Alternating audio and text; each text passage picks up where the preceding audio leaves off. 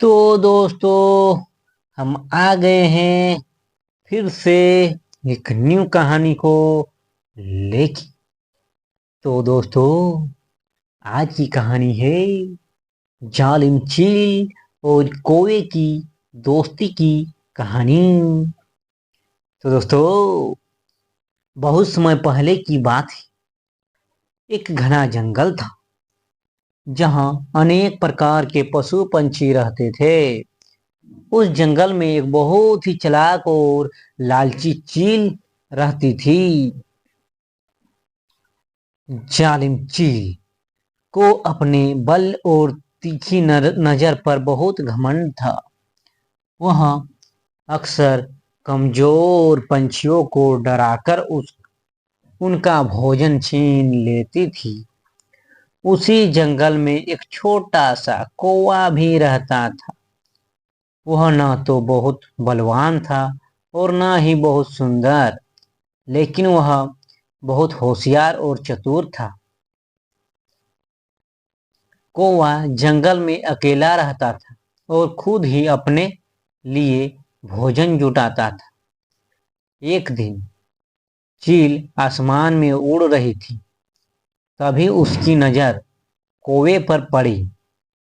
उसे लगा कि यह छोटा पंछी उसकी मदद कर सकता है, खासकर जब वह थक जाती है या कुछ खास खाने की तलाश होती है।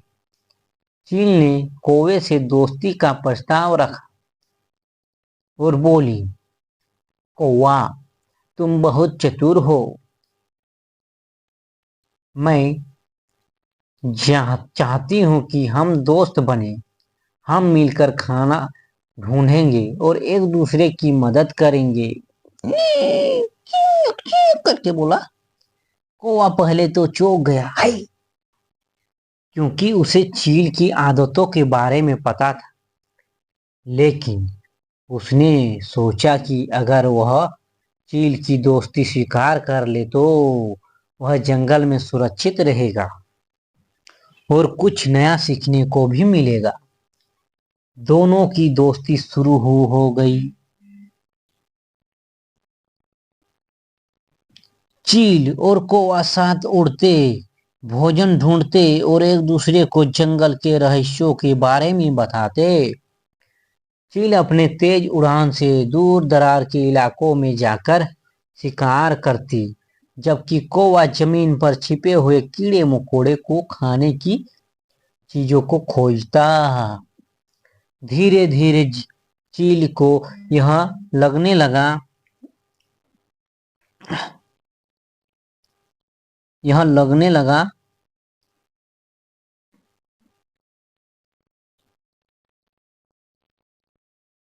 कि कौवा बहुत काम का साथी है। उसे कौवे की जरूर चतुराई से लाभ होने लगा, लेकिन उसकी स्वार्थी प्रवृत्ति अब भी बनी रही। वह हर बार सबसे अच्छा खाना खुद रखती और कौवे को बचा खुचा देती। कौवे ने यह सब महसूस किया, लेकिन वह चुप रहा। वह जानता था कि दोस्ती में त्याग करना पड़ता है, लेकिन एक दिन ऐसा कुछ हुआ जिसने इस दोस्ती की असली परीक्षा ले ली। एक दिन जंगल में शिकारियों का दल आया। वे जाल बिछाकर पंछियों को पकड़ने लगे। चील को और कौवा एक पेड़ पर बैठे थे। जैसे ही चील नीचे उतरी खाने की तलाश में, वह शिकारी के जाल में फंस गई।